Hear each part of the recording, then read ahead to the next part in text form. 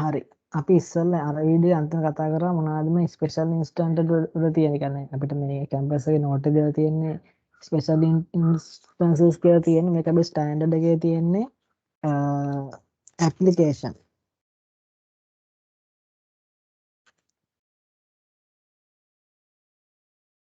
application of the recognition and measurement tools කියලා තියෙන්නේ. හරිද? එතන අපිට නෝට් එකත් මම කතා කරන්නේ specific instant with questions එක කතා කරලා මම මුලින්ම කතා කරා මොනවාද ඔන්ඩස් contract කියන්නේ කියලා.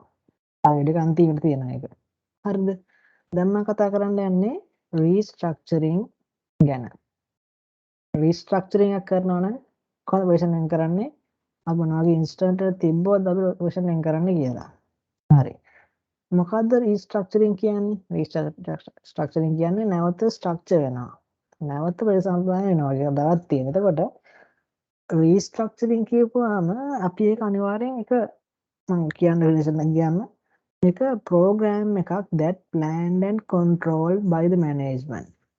හරිද? ඒ කියන්නේ මේ රීස්ට්‍රක්චර් එක වගේ ඔයාලා බිස්නස් එකේ ස්ට්‍රක්චර් වෙනස් කරන එක අනිවාර්යෙන් ඔයාගේ මැනේජ්මන්ට් එක ප්ලෑන් කරපු දෙයක් වෙන්න ඕනේ යම්කිසි කාලයක් තිස්සේ. ඒ වගේ මේක කන්ට්‍රෝල් එකක් යටතේ වෙන්න ඕනේ. දැන් රීස්ට්‍රක්චරින් කිව්වම අපිට මතක වෙන තමයි අපි තියෙන තැන වෙනස් කරන. අපි රීලොකේට් කරන එක. හිතන්න අපි දැන් කන්ද මුදුනක් උඩ තිබ්බ අපේ තිබ්බ බිස්නස් එක තිබ්බ ගොඩනැගිල්ල මේ නායමක් එකපාර එන්න ගත්තෙන් අපි තැන මාරු කරනවා. රීලොකේට් කරනවා. දැන් ඒක උනේ ප්ලෑන් කරලාද? නෑ. මේක උනේ මේ ස්වාභාවික අවදාවක් එකපාර වෙන්න ගත්තෙන් අපි ඉක්මනට තැන මාරු කරා. ඒක කන්ට්‍රෝල් එකක් දුන්නේ. කන්ට්‍රෝල් කරාද අපේ කට්ටිය නායාම නෑ.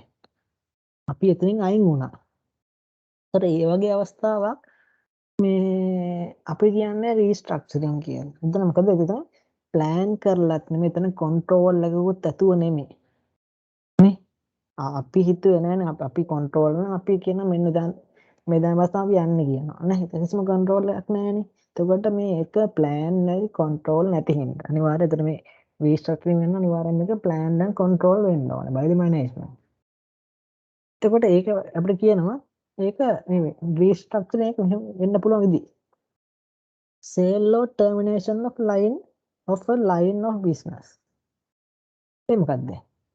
අපේ බිස්නස් එකෙන් කෑල්ලක් ලයින් එකක් එක්ක වහලා දාන්න. මොකක්ද ටර්මිනේෂන් කියන වහලා දානවා. සේල් කෙනෙක් උන්නේ කියන කෑල්ලක් විකුණනවා.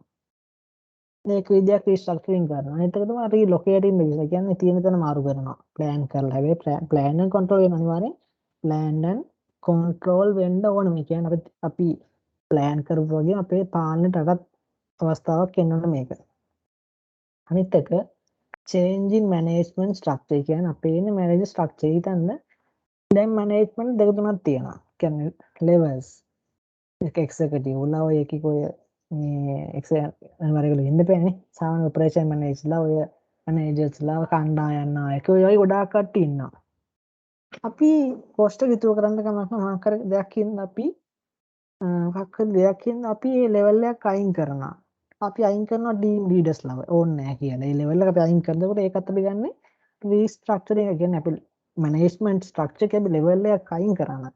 ටීම් ලීඩර් කියන ලෙවල් එක අයින් කරා නම් අපිට ඒකත් ගන්න පුළුවන් මොකද්ද රීස්ට්‍රක්චරින් එකක් යටතට. හරිද? අනිත් එක තමයි change the focus of the business. ඒ කියන්නේ අපි දැන් බිස්නස් එක කරන ફોකස්. හිතන්න අපි දැන් හදන්නේ ටයර්. හරිද? දැන් වාහන ගෙන්නන්න බෑනේ ගොඩක් වෙලාවට දැන්. වාහන ගන්න බැරි හින්දා දැන් ටයර් ඉගෙන නෑ විදමු සාමාන්‍ය. එතකොට මං දැන් මගේ දැන් ફોකස් එක ටයර්නේ තිබ්බේ. මං දැන් හදන්න යනවා රොටි. හරිද? එතකොට මේ මං දැන් මගේ ටයර් වල තිබ්බ ફોකස් එක බිස්නස් එකට දැන් බිස්නස් එක ફોකස් කරන්නේ රොටි ගැන. රොටි තමයි හදන්න යන්නේ. එතකොට ඒකත් අපි ගන්නෙ රීස්ට්‍රක්චරින් එකක් විදියට. අනිවාර්යයෙන් මේ ඔක්කොම මේ කරන දේවල් ප්ලෑන් and control වෙන්න ඕනේ. හරි.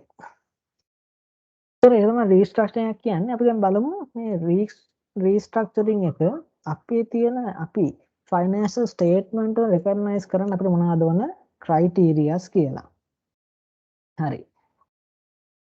ක්‍රයිටීරියා පළවෙනි එක තමයි should have a detailed formal plan for restructuring identified at least. ඒ කියන්නේ ප්ලෑන් එක කියන්නේ අපේ විස්තරාත්මක ප්ලෑන් එකක් තියෙන්න ඕනේ.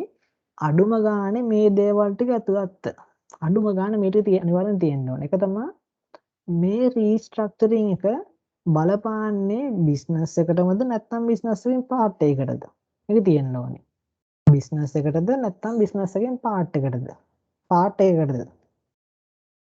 අනිත් එක හිතන්න අපේ මොකක් හරි ශාඛා තියෙනවා. පීසාට් ගත්තාම පීසාට් එකේ නිගම්බ ශාඛාව, දකුණු ශාඛාව ඔය තියෙනවනේ. මැදමුණ ශාඛාව. එතකොට ඔය ශාඛා තියෙද්දි අපි අහන්නනේ මොන ලොකේෂන් එකේ තියෙන ශාඛාවටද මේක බලපාන්නේ ඉෆෙක්ට් එන්නේ. හරිද? මේකක් තියෙනවනේ මේ ඩීටේල් ප්ලෑන් එකේ. අනිත් එක තමයි the location function and the appropriate නම් මේ කියන්නේ මේ අදාළ ලොකේෂන් එකේ අදාළ ෆන්ක්ෂන් එක. ඒ කියන්නේ මොන ෆන්ක්ෂන් වහන්නේ. ඒ ෆන්ක්ෂන් එක කරන එම්ප්ලොයිස්ලා ඉන්නවනේ. ඒතර ඒ ලොකේෂන් එකේ ඉන්න එම්ප්ලොයිස්ලා ගාන හරියටම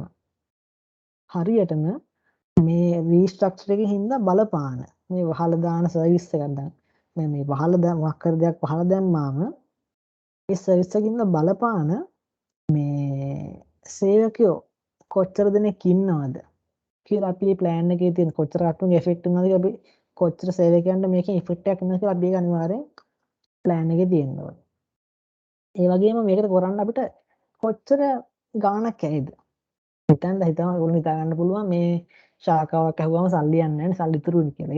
ඒකේ ඉන්න සේවකයෝ උද්ඝෝෂණ කරලා මේ වන්දි ගෙවන්නේ නැද්ද? සාමාන්‍ය ගාණක් යනවනේ. එතකොට අපිට එක්ස්පෙන්ඩිචර් එකකුත් තන අපිට මැන ගන්න පුළුවන් වෙන තැන තියෙන්න ඕනේ.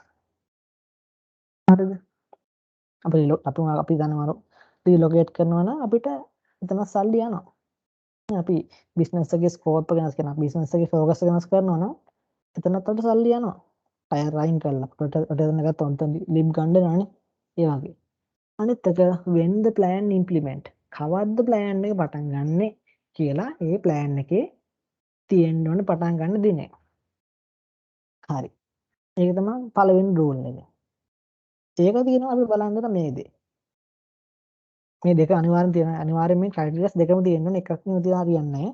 අනිත් එක තමයි has laid valid expectation in those affected that it will carry the restructure. ඒ කියන්නේ මේ රීස්ට්‍රක්චරින් එක ඇෆෙක්ට් වෙන කට්ටියට මේක දැනලා තියෙන්න ඕනේ. ඒ දැනෙන්නේ අපි මේක පටන් අරන්න. හිතන්න අපි දැන් මේක වහන්න පටන් අරන් තියෙන ටික ටික. හරි දැන් වහන්න මුල පුරලා දැන් කට්ටිය අයින් කරන් යනවා කට්ටිය. එතකොට දැන් පටන් අරන්න තියෙන්නේ. පටන් අරන් තියෙනවා නම් ඔයාලට මේක රෙකග්නයිස් කරන්න පුළුවන් මේ රීස්ට්‍රක්චරින් එකට යන ගාන වලට දාන්න පුළුවන්. ඒ කියන්නේ දැනට වහන් තාම වන්දි දෙන්න ගත්තනේ දැනට ඔයා වහන් එනවා. නැත්නම් එක ශාඛාවක එක ලයින් එක දැන් වහලා ඉවර අනිත් එකද වහන ගමන් දැන් එන්නේ. ඒ කියන්නේ මේක පටන් අරන් ඉවරනේ. දැන් ප්ලෑන් එක සිම්පල් පටන් අරන් ඉවරයි. නේ ගොඩනග දැන් මේ ක්‍රියාවට නංගල ඉවරයි. අපිට එහෙනම් මේක ගන්න පුළුවන් පොසිෂන් එකක් විදියට. මේ රීස්ට්‍රක්චරින් එකේ තියෙන.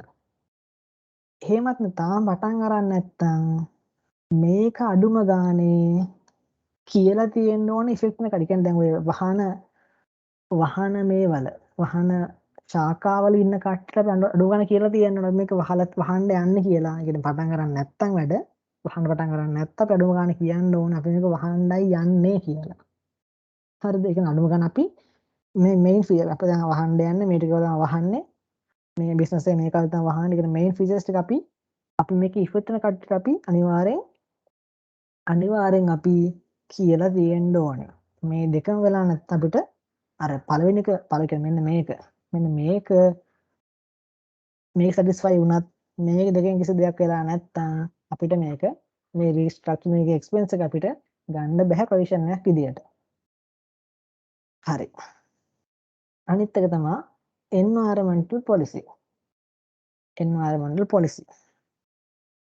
අපි මොකක් හරි පරිසරයෙන් මොකක් හරි ඉදම දරන්න අපි වෙන් කරනවා නම් අපිට ඒක වෙන් කරන්න පුළුවන්. අර මං ඉස්සෙල්ලා කිව්වේ ගංගවල සුද්ධ කරන ඒවා. මේ මම මුලින්ම එක්සැම්පල් කිව්වනේ. ගංගවල සුද්ධ කරන ඒවා, ඔය පැල හිටවන ඒවා අපි අවුරුද්දක් කතාවක් කරන. ඒකට අපිට සල්ලි යනවනේ. මුදලක් යනවනේ අපිට පුළුවන් ඒ වෙනුවෙන් පොසිෂන් එකක් කරන්න පුළුවන් මේ environmental policy එකක් ඉන්නේ. ඒක යන්නේ ඒක ලීගල් ඔබ්ලිගේෂන් එකක් ඉන්න පුළුවන් නැත්නම් කන්ස්ට්‍රක්ටිව් ඔබ්ලිගේෂන් එකක් වෙන්න පුළුවන්. ඒ කියන්නේ ඔයාට රජයෙන් කියනවා නම් ඔයාට නීතියකින් කියනවා ඔයා දැන් මේ වංගට මේ අපරාධ බැහැර කරන හින්දා අවුරුද්දක් ගානේ සුද්ධ කරන්න ඕන කියලා ඔයාට මධ්‍යම සෞඛ්‍ය අධිකාරියෙන් කියනවා. MOH ෙන් කියනවා. එතකොට ඔයාට කරන්න දෙයක් නැහැ. MOH නේ sorry. අපි මන්ත්‍රණ විතර ඒ වචන හරි මම හිතන්නේ. ඔයාට මධ්‍යම සෞඛ්‍ය මධ්‍යම පරිසර අධිකාරියෙන් කියනවා මම සුද්ධ කරන්න ඕනේ. එතන මොකක්ද වෙන්නේ? එතන ඔයාට අද ලෝස් වලින් එන්නේ. මොකද්ද? එතකොට ඔයාට තියෙන legal obligation එක. නැත්තම් ඔයා කියන්න නැතු වුණාට ඔයාගේ බිස්නස් එක තුරුප තියාගන්න ඔයා ඒක පොලිසියක් හදන් කරනවා. නැත්නම් ෆාස්ට් ප්‍රැක්ටිස් එකක් බලන් කරනවා. හින්දා කරනවා. එතකොට ඒක මොකද්ද? එතන එක තියෙන්නේ කන්ස්ට්‍රක්ටිව් ඔබ්ලිගේෂන් එකක් යටතේ. ඉතින් ඔයාට ඒකට පොසිෂන් එකක් කරන්න පුළුවන් කොහොමද? හරි. අනිත් එක මේක එන්නේ නැති එකක්. අපිට අනාගතේ සිද්ධ වෙන ෆියුචර් අලාවික සාමාන්‍ය අපි දැන් සාමාන්‍ය normal business එකක් කරන් යනවා. දැන් කොරෝනා හින්දා සාමාන්‍ය මට සේල් වැහෙනවා. සේල් පොඩ වැටෙනවා. හරිද? කොරෝනා හින්දා මම කියන්නේ. බිස්නස් එක ඉස්සෙල්ලක් කියන්නේ අපි ඔක්කොම හදනවා කරනවා. පොඩි කාල සීමාවකට අපේ දැන් උද්දල මාස 3ට 4ට අලාභයක් වෙන්න පුළුවන් කියනවා. අපි කරන්න යනවා ඒකට දැන් සාමාන්‍ය එක්ස්ප්‍රෙස් එකක් වගේනේ. අපි ඒකට පොසිෂන් එකක් වෙන් කරන්න යනවා. එහෙම කරන්න බෑ. මොකද මේ ෆියුචර් ඔපරේටින් ලොසස් කියනවා අපේ ක්‍රයිටීරියාස් එක වෙන්නේ නැහැ. ෆියුචර් කියද්දි මේක පාස්ට් ඉවෙන්ට් එකක් නෙමෙයි. ඔබ්ලිගේෂන් එකක් නැහැ කොහොමද? නේ? ඔබ්ලිගේෂන් එකක් නැහැ නේ. වේදිකා ෂුවර් නැහැ නේ. අපිට ඕන ඒක ඒ ඔබ්ලිගේට් ඉවෙන්ට් එකක් නෙවෙයි අපිට ඒක ඕන නම් බිස්නස් එක වහලා දාලා ඉවරලා ඒ ලොස් වලින් බේරෙන්න පුළුවන්.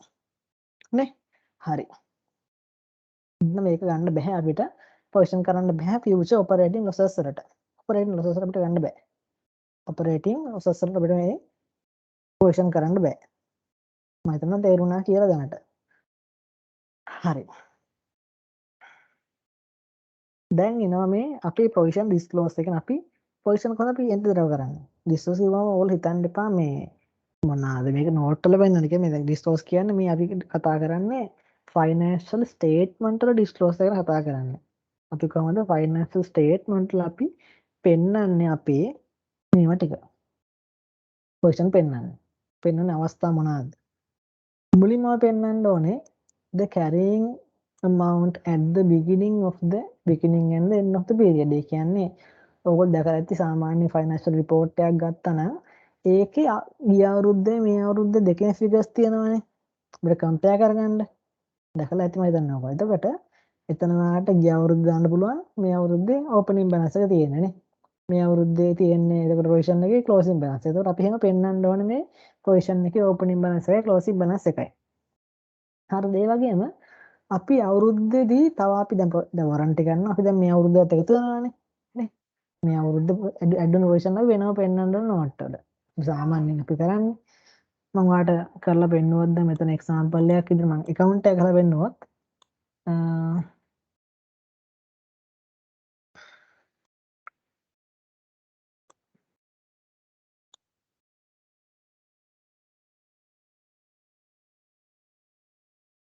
අපි ගමු මේක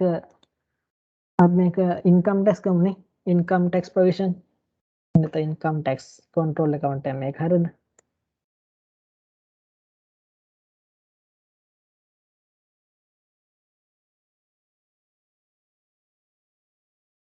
හරිද?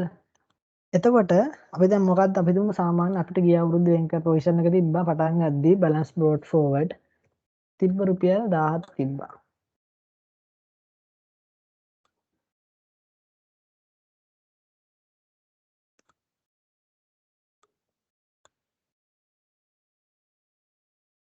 හරිද?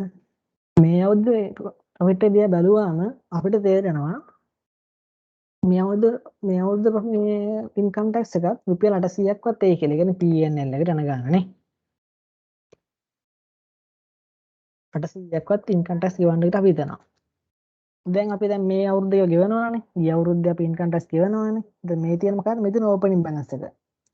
අපි ක්ලෝසින් එක දාපුවට දැන් උත්තර එනවනේ. එන්නේ ක්ලෝසින් එක යන එතකොට නේ. එතකොට අපි ඕපනින් එක දැන් පෙන්නනවා. අපි දැන් මේක පෙන්නනවා අපේ ගිය අවුරුද්දේ ඒක කම්පැරිටිව් එක අපි පෙන්නන්නේ. හරිද? එන ගිය අවුරුද්දේ තීරුව පේනවා. මේ අවුරුද්ද දෙක තුන ගාන P&L එකට යන ගාන 800. ඒක 1.1 මොකද P&L එකේ තියෙන්නේ. ඒක අර අදී වුණ කතා ඒවා තියමු පොඩ්ඩක්. හරි මේ අවස්ථාවේ පොඩ්ඩක්. හරිද? මේ එතකොට මේ වගේම දැන් මේවා දෙක තුන වගේම අපි ගිය අවුරුද්දේ ඉන්කම් අපි වෙන් කර ඉන්කම් ටැක්ස් එක අපි මේ අවුරුද්දේ ගෙවනවා නේ. එතකොට මොනවද දෙන්නේ? කෑෂ් account credit මේ account එක debit. කීයක් දෙන්නේ? අපි හිතමු 1000ක් වෙන් කරනකොට අපිට ගෙවන්න ඕනේ 700ක් කියලා. එතකොට මේක තමයි මොකද්ද? amount used during the period. ඒ කියන්නේ මේ provision එක මේ 1000 provision එකෙන් අපි 700 provision එකක් use කරා. ඔන්න ඒක තමයි මේ තියෙන්නේ. හරිද? එතකොට අන්තිම මොකද්ද තියෙන්නේ? අර unused amounts reversed during the period. ඒ කියන්නේ අපේ unprovision over provision නේ. ඒ කියන්නේ අපි 1000ක් වෙන් කරා මේ 700ක් තමයි use කරේ. අපිට එතන reverse කරන්න වෙනවා කීයක්ද? 300ක් reverse කරන්න වෙනවා. එතකොට P&L එකට යන්නේ අපි පෙන්වන්න ඕන under provision නැත්නම් එතන තියෙන over provision එකක්නේ. අපි over provision එකක් කියලා රුපියල් 300ක් පෙන්වන්න ඕන. හරි. එතන දැන් ඔයාලට ඕන නම් ගන්න පුළුවන් ඔයගේ closing balance එක ගන්න පුළුවන්.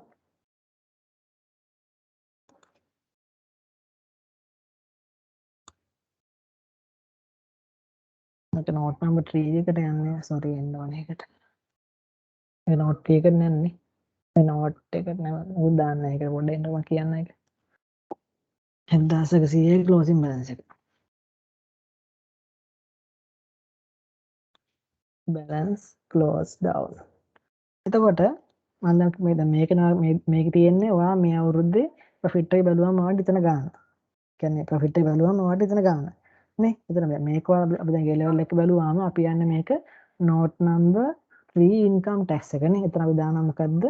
අපි ප්‍රවර්තන වසරේ ආදායම් බද්ද. ඒක තමයි මේකනේ මේ තියෙන්නේ. ප්‍රවර්තන වසරේ ආදායම් බද්ද මේ තියෙන්නේ. නේ? ඒ කියන්නේ මේක තමයි අවුරුද්ද අලුතෙන් එකතු වෙන ගාණ. හරිද? අපි ඊට වඩා මොකද්ද කරන්නේ? අපි රිවර්ස් කරනවා. under provision නැත්නම් අදි හෝ වුණ ආදායම් බදු වෙන් කිරීම අපි එතනින් ගලපනවානේ. ඒක තමයි මෙතන තියෙන්නේ. amount sorry. unused amount reversed during the period කියන්නේ අපි රිවර්ස් කරන එක තමයි කියන්නේ.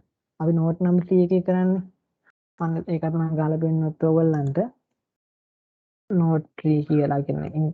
හරිද? note 3 තමයි. ඒදලගේ තියෙන note 3 නේ තියෙන income tax note එක. අංක වෙනස්සන්න පුළුවන් දැන් ආපුවාම. මොකක්ද තියෙන්නේ? ප්‍රවර්තන වසරේ ආදායම දස්තුන අපි කියනවා මේ income tax estimate. estimate කියන්නේ ඉංග්‍රීසියෙන් estimate. income tax estimate of the year. මොකද්ද? plus or minus මෙතන තියෙන මොකක්ද? මෙතන තියෙන්නේ අදීන තියෙන්නේ නේ. ඕපරේෂන් එක ගන්න තියෙන්නේ අපි 1000ක් වෙන් කරලා 700 ගෙවන්න ඕනේ. එතකොට ඕපරේෂන් එකක් තියෙන එක අපි අඩු කරනවා නේ. අදි එකක් නේ අපි අඩු කරනවානේ. එතකොට income tax estimate එක මෙතනින් note එකේ පෙන්නන රුපියල් 100 කියලා. ඕපරේෂන් එක අඩු කරලා පෙන්නන රුපියල් 300. එතකොට වාගේ මේකට යන්නේ 500යි යන්නේ. අපි ඒ වගේ පෙන්නන අපි note වල කවි වල මේක පෙන්නන්න ඕනේ. අපි දැන් අපේ දෙන carrying amount එක කියන්නේ අවුරුද්ද මුලට තිබ්බ අවුරුද්දකට තිබ්බ අපේ පෙන්නවා. නේ? අලුත් එකතු වෙච්ච ඒවා මෙතනින් පෙන්වන්නට 100 නේ. අපි යූස් කරපු එක අපි මේ පොසිෂන් එක අවුරුදු මුලදී පොසිෂන් එක අපි ගත්ත දේවල් පෙන්වනවා. 700ක් අපි යූස් කරා. 500ක් අපි පේ කරා.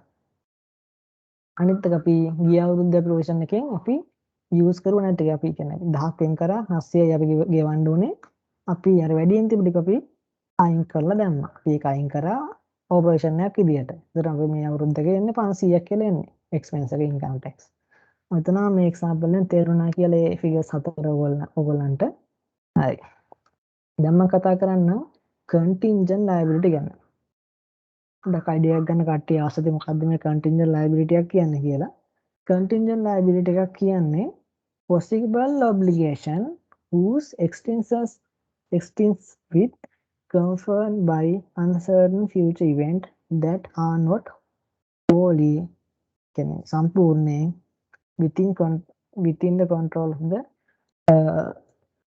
entity කියන්නේ contingent liability එකක් කියන්නේ ඒක වෙන්න පුළුවන් දෙයක්. හැබැයි වෙන්න පුළුවන්කම confirm වෙන එක. ඒක confirm කියන්නේ ඒක ස්ථිර වෙන්නේ අනාගතයේ සිද්ධ වෙන්න පුළුවන් අවිනිශ්චිත සිද්ධියක් මත. ඒක කොහොමද බිස්නස් එකේ control එකකින් තොරවයි තියෙන්නේ. හරිද? එක්සාම්පල් එකක් කිව්වොත් නඩු තීන්දුවක් දැන් නඩුවක් දාලා තියෙන ඔයාට ඒ නඩුව දැන් මේ නඩුවට ඔයාට පාස්ට් ඉවෙන්ට් පාස්ට් රෙකෝඩ් දෙන්න කිසි දෙයක් නැහැ. ඒක අර නඩු එහෙම නෑ. අපි හිතමු දෙන කාලයක් නඩුවේ තීන්දුව දෙන කාලයක් වල ෂුවර් කරන්නත් බෑ. මේ දැන් ඒතකොට ඒක කන්ෆර්ම් වෙන්න තත්ත්වෙකුත් නැහැ. ලොස්ට කියනවා අනේ මම හිතා ගන්න බෑ කියලා මොනවා වෙයිද කියලා. එතකොට එතන ඔයාට ඔබ්ලිගේෂන් එකක් තියෙනවා. ඒත් ඔබ්ලිගේෂන් එක තාම කන්ෆර්ම් වෙලා නැහැ. කන්ෆර්ම් වෙන්නේ අනාගතයේදී දෙන අවිනිශ්චිත වූ නඩු තීන්දුවක් නිසා ඒක ඔබ බේරෙන්න පුළුවන්. නැත්නම් ඒක නොබේරෙන්න පුළුවන්. ඔබ්ලිගේෂන් එක වෙන් කරන්න වෙන්න පුළුවන්. එහෙනම් අපිට කියනවා contingent liability කියලා. අපි මේවා රෙකග්නයිස් කරන්නේ ෆයිනෑන්ෂල් ස්ටේට්මන්ට් වල. ඒ කියන්නේ අපි SOFP එකේ අපි මේවා පෙන්වන්න යන්නේ. අපි මේක පෙන්වන්නේ අපේ නෝට්ස් වල තමයි අපි මේක ඉදිරියව කරලා පෙන්නන්නේ. හරිද? ඊට පොඩි උතන තේරුණාද නේද? ඉතින් දැනගන්න දාසදී ඕගොල්ලෝ පොසිෂන් එක කන්ටින්ජන්ට් ලයබිලිටි අතර තියෙන වෙනස්කම් තමයි දැනගන්න ආසාවෙන් ඇති කියලා. පොසිෂන් එක එක කියන්නේ is a present liability uncertain amount which can be measured reliably by using substance degree of estimate. එක අපි estimate කරලා ඒ පොසිෂන් එක කියන්නේ මේ uncertain එක liability එකක් with uncertain amount අපිට ඒක ගන්න පුළුවන් මේ estimate කරලා හොඳ විදියකින්. එතන මොකද්ද කියන්නේ මේ sorry contingent liability sorry contingent a contingent liability is possible obligation that may or may not crystallize depending on the occurrence of non-occurrence. ඒ කියන්නේ අපි මෙතන definition එක ඉස්සෙල්ලාම අපි දානවා මේ difference එකක් විදියට. මෙතන කියන්නේ definition තියෙනවා මෙතන uncertain amount එකක් මේ timing එක කියන්නේ present obligation එකක් තියෙන මේ estimate කරපු ගණන් තියෙන. අනිත් එක තමයි අපි occurrence එකත් එක්ක අපිට ඒක වෙන්නත් පුළුවන් නොවෙන්නත් පුළුවන් depending on the occurrence of non-occurrence. කියන්නේ මේක වෙන්නත් පුළුවන් නොවෙන්නත් පුළුවන් දෙයක් තමයි මේ obligation එකක් තියෙන මේ contingent liability එක කියන්නේ. අනිත් එක තමයි provision meets the recognition criteria. ඒ කියන්නේ provision එකක් අපේ ඉතින් provision එකක් වෙන්න ඕන දේවල් තියෙනවානේ නේ. අපේ obligation එකක් තියෙන්න ඕනේ.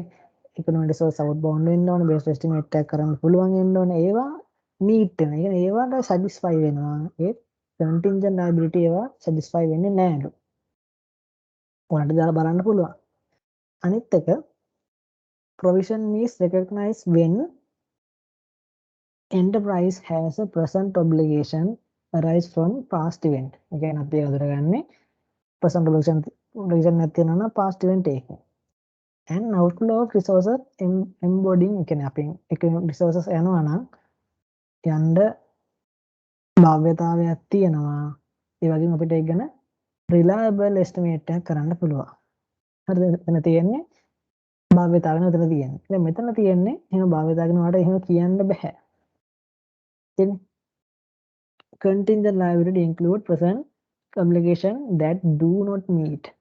කියන්නේ අපිට එතන obligation එකක් තියෙනවා. හැබැයි අපේ criteria meet වෙන්නේ නැහැ because it not probable that settlement of those obligation will require cash outflow of economic. අපි අපිට ෂුවර් නැහැ. කියන්නේ අපිට එතන ෂුවර් කරන්න බෑ අපේ තියෙන economic resources එළියට outbound වෙනවා කියලා. හරිද?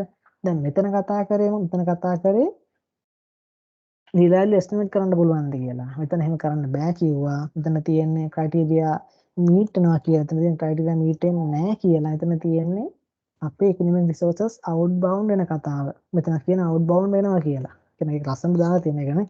ඒතර මෙතන තියෙන්නේ outbound වෙන්න වෙනව නැතිව අපි දන්නේ හරියට. probable එකක් තියෙනවද මේක settle කරද්දී අපේ economic benefit outbound වෙන එක අපිට reliably estimate කරන්න අමාරුයි. ඒ කියන්නේ කලින් නඩ දෙන්න දුන්නේ නැත්නම් අපි කොහොමද මේක කරන්නේ නේ? කරන්න අමාරුයිනේ, කරන්න බෑනේ. අන්න ඒකයි. හරි. අනිත් එක if the management estimate that probable that settlement of obligation will result in outflow cash economic benefit it recognizing position in the balance sheet in the water ගැටීම කිව්වත් මේ කියන්න පුළුවන් මේක අපි recognize කරන්නේ balance sheet එකේ අපි current liabilities වල මේක වෙන්නනවා සමහර වෙලාවට non current පෙන්වන්නත් පුළුවන් ඉතල අවුරුදු ගණන් වලට යන එකනේ අපි වෙන example එක කතා කරලා ඒව නම් සාමාන්‍යයෙන් non current විදිහට පෙන්වන්නේ ඒතර වලට කියන්න පුළුවන් මේක liabilities වලට යටතේ වෙන්නන්න පුළුවන් මේ balance sheet එක නැත්නම් අපේ SOFP එකේ ඒක මේකෙදි එහෙම නෙමෙයි මේ මැනේජර්ස්ලා කිව්වොත් අපි මේක පෙන්වන්නේ accounting notes වල විතරයි අපි එතන financial statement එකේ notes වල විතරයි මේක පෙන්වුම් කරන්නේ එතන තේරුණා කියලා මේ differences ටික බලා ගන්න මේක පොඩ්ඩක් ඕනකන් difference එකක් වෙයි අනිත් එක අන්තිම කොටසට මම ආවා contingent asset මොකක්ද contingent asset එකක් කියන්නේ මම example එකකුත් කියන්න contingent asset එකක් කියන්නේ contingent asset are possible asset whose existence will confirmed by the occurrence or non-occurrence of a certain future event that are not wholly within her control. මේ කියන්නේ contingent asset එකක් කියන්නේ ඒක වෙන්න පුළුවන් කමක් තියෙනවා. හැබැයි ඒක වෙන්න පුළුවන්ද නැද්ද කියලා ඒක තීරණය වෙන්නේ අර වගේම තමයි අනාගතේ වෙන්න පුළුවන් අනිශ්චිත වූ සිදුවීමක් මත. එක්සැම්පල් එකක් කියන්නම ඔයගොල්ලන්ට තේරුම් ගන්න. හිතන්න අපේ ගබඩාවේ තිබ්බ තොගයක් ගිනි ගන්නවා. ගිනි අරගත්තාම හිතන්න මේක ඉන්ෂුර් කරලා තියෙන්නේ කියලා. හිතන්න දැන් ඔයාගේ මේ ගිනි ගත්ත තොගය රුපියල් ලක්ෂ 10ක් වටිනවා. දැන් මේක ඔයාලට මේක දන්නවා. දැන් ඔයාලා මේක ෂුවර් එක්ස්චේන්ජ් එකක් තියෙනවා. ඔයාලට මේක කීයක් ඔයාලා දැන් දන්නවා අනිවාර්යෙන් දැන් ඔයාලට වන්දියක් හම්බ වෙනවා කියලා. ඒත් ඔයාලට මේ ඉන්ෂුරන්ස් ගායස්ලත් එක්ක මේ එහෙම ඔයාලට හිතා ගන්න අමාරු මේගොල්ලෝ ෆුල් ගානම දෙයිද? නැත්තම් භාගයක් දෙයිද? නැත්තම් නොදෙයිද? අර කට්ටිය විශ්වාසය කඩ කර එහෙම මොකක් හරි සීන් එකක් කළා එහෙම වේද? දෙයිද නැද්ද කියලා පොඩ්ඩක් ෂුවර් නෑ පොඩ්ඩක් මේ ඉන්ෂුරන්ස් කට්ටියත් එක්ක දැක්කම පොඩ්ඩක් දන්නවා අර තියෙන්නේ. පොඩ්ඩක් දෙන්න පොඩ්ඩක් කට්ටිය පොඩ්ඩක් හොරයි. හරිද? එතකොට ඔයාට මේ හරියට දැනගන්න පුළුවන් යන්නේ ඉන්ෂුරන්ස් එකේ කට්ටිය ඇවිල්ලා ඉන්වෙස්ටිගේට් කරලා හරියටම ගාන කිව්වට පස්සේ ඒ කියන්නේ අර ගොල්ලෝ ඇවිල්ලා මේක දෙනවද නැද්ද කියලා හරියටම කිව්වට පස්සේ තමයි ඔයාට මේක අඳුර ගන්න පුළුවන් ඇසෙට් එකක් විදියට. එතකම් මේක ඔයාට contingent asset එකක්. නිකන් හරිද ඇවිල්ලා මේගොල්ලෝ ඇවිල්ලා කිව්වොත් මේ ගන්න දෙනවා කියලා එතකොට ඔයාට asset එකක් වශයෙන් දාන්න පුළුවන්. ඔයාට මෙතන asset එකක් වශයෙන් දාන්න බෑ. දැනට තාම කට්ටිය වෙලා නැහැනේ. දැනට මේ contingent asset එකක් තියෙන මොකද තාම confirm කරලා නැහැ මේක දෙනවද නැද්ද කියලාවත් දෙන ගානවත් තාම confirm වෙලා නැහැ. ඒක ඉෂ්ට වෙන්නේ අපි අනාගතයේදී සිද්ධ වෙන සිදුවීමක් තුලින්. අර ගොල්ලෝ confirm කරොත් තමයි මේක සිද්ධ වෙන්නේ. අපි ඒවත් අර වගේමයි දාන්නේ. අපි ඒවා recognize කරන්නේ අපේ financial statement එකේ අපි SOF එකේ අපේ final statement of financial version එක අපි පෙන්වන්න කරන්නේ නැහැ. අපි ඒක financial statement වල note එකක් විදිහට අපි ඒක disclose කරනවා විතරයි. මම හිතනවා ඔයගලන්ට වීඩියෝ දෙක හොඳට තේරුණා කියලා. එහෙනම් හැමෝටම thank you බැලුවට. තව මම ප්‍රශ්න ටිකක් මම දානවා මේ පාඩමේ. ඒවත් බැලුවොත් හොඳයි ඔයගොල්ලන්ට. හරි එහෙනම්.